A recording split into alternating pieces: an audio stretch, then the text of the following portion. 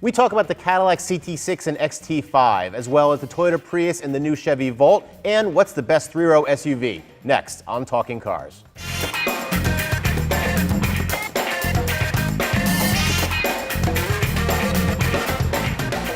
Hi everyone, and welcome to Talking Cars with Consumer Reports. Sitting in for Tom Mutchler, I'm John Lincove. I'm Jake Fisher. And I'm Mike Monticello. So I want to welcome you guys, helping me out with my first podcast here hosting. We got a lot of topics to talk about today. Talk about the Cadillac resurgence, like this XT5 behind us. Got some viewer questions about three-row SUVs, and then a couple other things about some vehicles that we may or may not have tested, what we're going to have. So let's jump right into it. Cadillac resurgence. We have added the CT6 sedan and the XT5 SUV to our fleet. Wanted to get your guys' impressions on it. We have driven them a little bit, but we also had some press cars. So Jake, what do you think about these two? Cadillac. That's a car? It's a brand. It's a brand under the GM flag, General Motors. Slow it down for me. Okay. Sorry. So I mean, look, we've talked a lot about Cadillacs on the show. We've been talking a lot about Cadillacs in general, and they are doing something really, really good. And it's kind of started with, I guess, the CTS, Cadillac CTS, and then the latest is the CT6, which is their larger vehicle. They drive really good. It's like this best kept secret, right? I mean, really, when you compare it to like Mercedes-Benz or BMW, these things drive incredibly. It's an amazing ride and handling combination that really just blows away even the GM, the German competitors. Which is where they're focused. I mean, they're targeting Mercedes-Benz, Audi, They BMW, and in some cases you think they're out BMWing, for example, BMW? I think they absolutely are. I mean, when you look at our mainstream offerings, the way they have designed and tuned these vehicles, they've nailed it. Now, does it matter? I mean, the sales aren't necessarily showing that, especially in terms of the cars. It seems like people, I mean, certainly just brand conscious people, and that's going to drive a lot of it. There's a lot of stigma still. You know, people think Cadillac is an older person's big car, DeVille or big something DeVille like or Brougham or something like that. You know, and then so in terms of cars, yeah, they're nailing it. So you got in a couple of them. What do you think about? First, let's talk about the XT5. Because it replaced the SRX, and it's got some interesting features with the all-wheel drive and front-wheel drive. Well, it's funny. It's almost like two different companies are designing, the sedans versus the SUVs. The CT6 is fantastic. I mean, it really drives wonderfully. XT5, as much as they want to act like this is an all-new vehicle and completely different than the SRX, it kind of feels like an SRX. It's got sloppy steering, but it rides pretty stiff. The engine's pretty loud, higher RPM. There's some good things about it too. The start-stop fires up amazingly quickly. Yeah, General Motors and Chevrolet in general, I mean, with their most recent products, I think we've seen it with the new Malibus as well, the hybrid as well as the regular Malibu, and also I think in the Cruises, they have it instantaneous. You can't turn it on and off. On the Cruise, you can't. Yeah. Right, you're stuck with it on. But it fires right back works up. Really well. Initially, you're like, "Where's the button to turn it off?" And then you realize, "I don't need to turn it off." But I just want to bring it back from the details, and you're around those details. But I think you nailed it. They're two different car companies, right? There's Cadillac cars and there's Cadillac trucks. And there always have been this difference. And the Cadillac trucks have been, but they're making more money, right? I mean, people are selling these things because people are looking for SUVs. People want SUVs, right? Cadillac cars have been incredible. And this is just another example of a Cadillac truck, which is just meh. And it may not matter. I mean, they're probably still going to buy it anyway. It looks good. It's the right size. Right. I mean, it's certainly something that's very functional for a lot of people. But no, I mean, it does not drive. Again, just like I compare these cars, where I think they're outdoing BMW right now, they certainly are not outdoing BMW when it comes to SUVs. I mean, let's face it. This is not a vehicle. I mean, make no mistake. This is not a vehicle that is based off of a rear drive. Cadillac, highly competitive. Right. This is a front drive. I mean, this is basically, it's like a Highlander, you know? I mean, so much so that it's front-wheel drive, and if you want all-wheel drive, there's a button to cycle through to get to the all-wheel drive mode. So it's cheating for fuel economy. It's playing the game, and it's what most people want. But you know what? If you want to stomp it and pull onto an on-ramp, or make it left turn, you're spinning the tires, which you're not expecting in most SUVs, I mean, you could keep it unless you bought a front-wheel drive only one. And you could keep it in all-wheel drive mode, and that rectifies this. But I mean, in terms of just everyday driving it, if you are used to buying, X3, Q5, exactly, or the new Mercedes-Benz GLC that we have in the fleet, which is a wonderful vehicle. This ain't it. Right, and the visibility, it's got the same thick pillars. It's got Q a little better, but still Q is a mess inside. But the interior is pretty nice. I mean, the materials are really good, and Right. I like the way they have all these different types of materials. You know, the upper dash is one material, then the lower dash is a little Certainly, different material. certainly. They do that really nicely, and if you get in the CT6, you realize they do a lot of the same stuff together. Right. But as a driving vehicle, it's just not. It's kind of just, nap. Yeah. Well, M's Roddy asked, had we purchased the XC5 right here, was it in platinum? No, we didn't buy the platinum. That's a very small segment. We test drove a platinum version. It even had that trick rear view mirror camera where in the rear mirror, you see a huge wide image from behind you. It's nice, but you know what? It's not really a good substitute for good visibility. And the XC5 doesn't really have great rear visibility. Well, I mean, we actually have that feature on our Cadillac CT6, and I would even say it's nice. I mean, theoretically, and people have been asking for us, it seems logical, right? It's like, you got the rear camera, you've got the rear view mirror, they kind of do the same thing, and what they're able to do is they have a camera and they put it where the rear view mirror is, so you flip it over, and now suddenly you don't see the people behind you, you don't see the headrest. Seems cool in theory. Right. The problem is they created this wide-angle view, which makes everything very small. It's a little odd to look at it first. You have to get used to it. So you can't actually make perspective-wise. out the car behind you, for instance, because Yep. everything's kind of condensed and small. So I've used it a bit. I'm not a big fan of it. Right. Well, what I say is they're both in test. We're going to be putting on the miles. They're 1,000 miles or so right now. We'll have more coming up. Moving to another General Motors product, that's GM. The Chevrolet Volt. Okay, so we did a big story. We did a big story on online in our magazine. Chevy Volt, Toyota Prius. We talked about the Prius a lot with its 52 miles per gallon overall. But Chevy Volt, people want to know, what do we think about it? Well, the neat thing about both vehicles, they're both fully redesigned, and the Volt now its electric range is now up to a legitimate 50 miles. Right. Before, I think it was mid 30s. So now you should be able, most commutes, not all commutes, you should be able to get to and from work on one charge. Certainly. And then go home and recharge it overnight. And that's the way to use a Volt. You could even take advantage if your employer has it. You could just Exactly. plug it into 110, Right. and you could use their high-speed charger, to do your overnight quote-unquote charge during the day. Right. It's a little slow to, on the charging. But if you haven't used all your electricity, then it won't matter. You should still be okay.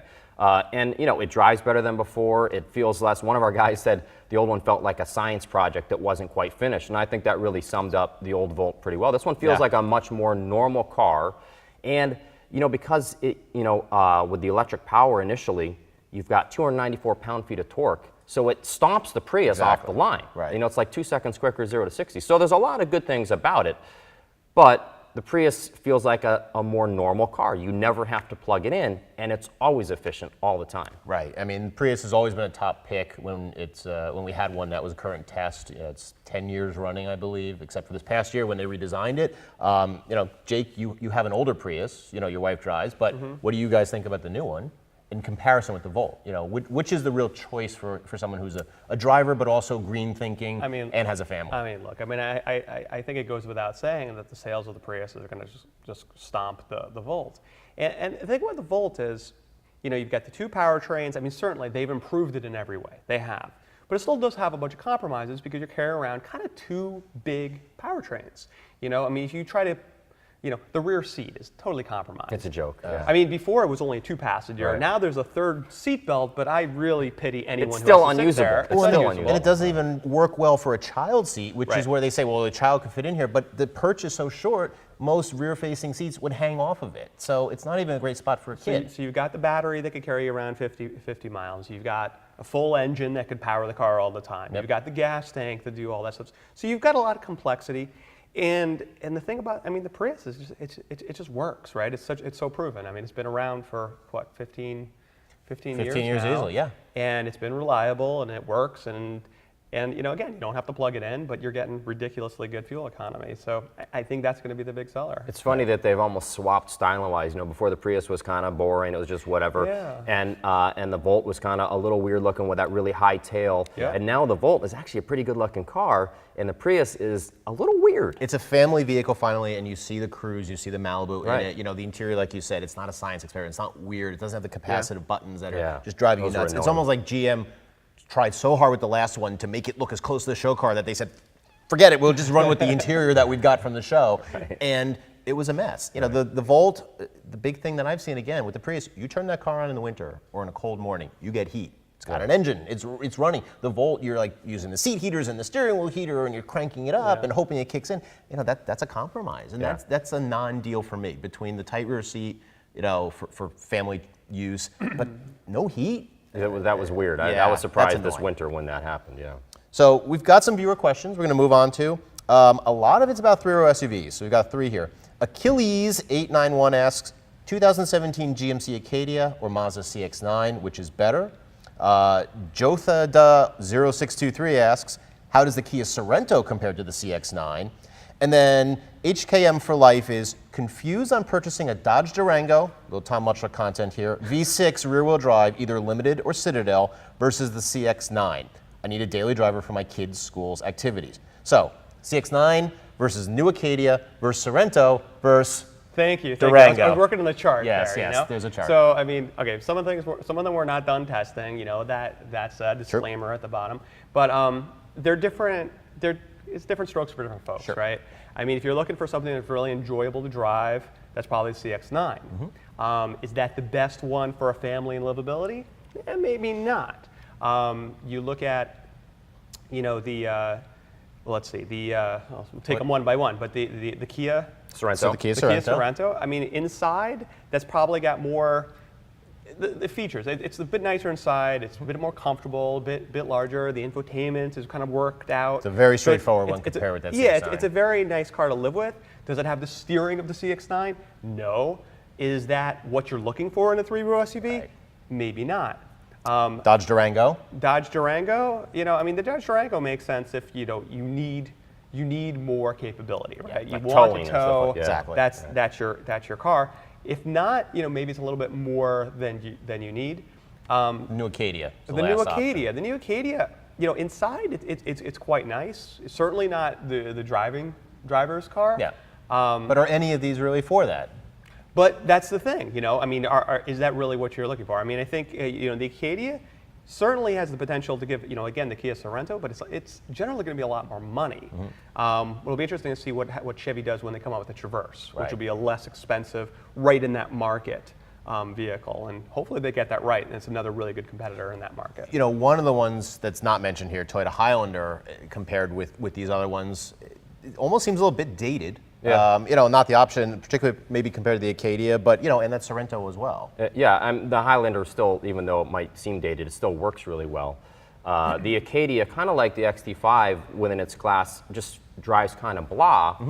The Sorento, I mean, strong reliability, strong ownership satisfaction. Top pick this year. Right. So, you know, we recommend it, but, you know, compared to like a CX-9, Mazda just always seems to get the little things right. You know, the throttle is always a little just nicer when it comes on, and the brakes just a nicer feel to them. The steering has a little better feel.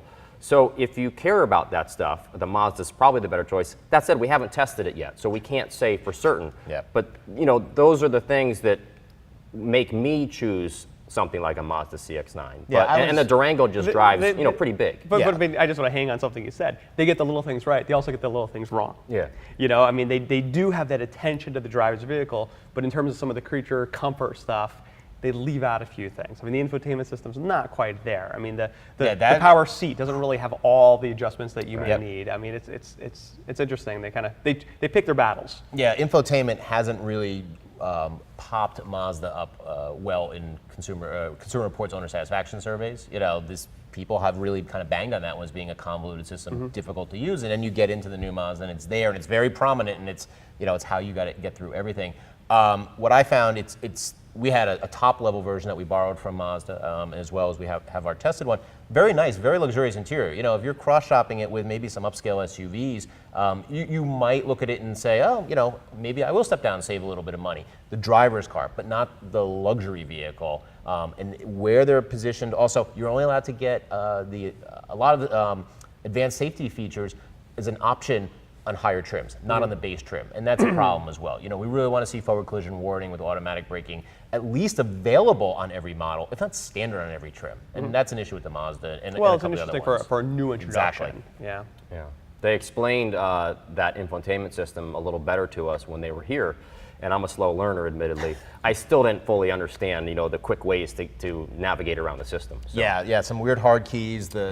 Keeping favorites that always befuddles me, so to speak. But what I do think for parents, they have either borrowed or bought the patent or whatever it is from Nissan Infiniti. You can move the second row seat forward with the child seat installed. So again, family-friendly feature. But there's other things such as a real high waistline and hard for kids to see out.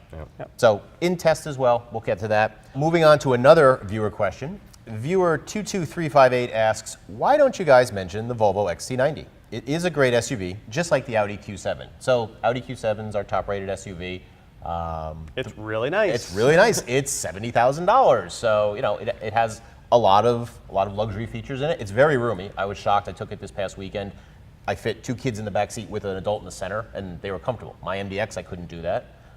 So nice vehicle, but why not the XC90? So I think with the Volvo, I mean, it's actually a very nice vehicle to drive. I mean, I think we all kind of appreciate it. It certainly moves Volvo quite a bit. It's got a lot of showroom appeal, that's for sure. Really, there's kind of 2 Achilles heels with the Volvo. I mean, one is the infotainment system, which is kind of one of these stuck there. No, that's much simpler. Yeah. So so I mean, there's that. I mean, but if you look past that, it's the question about the reliability, Certainly. and that's really why we're really talking about the Q, and we're not necessarily talking about the Volvo.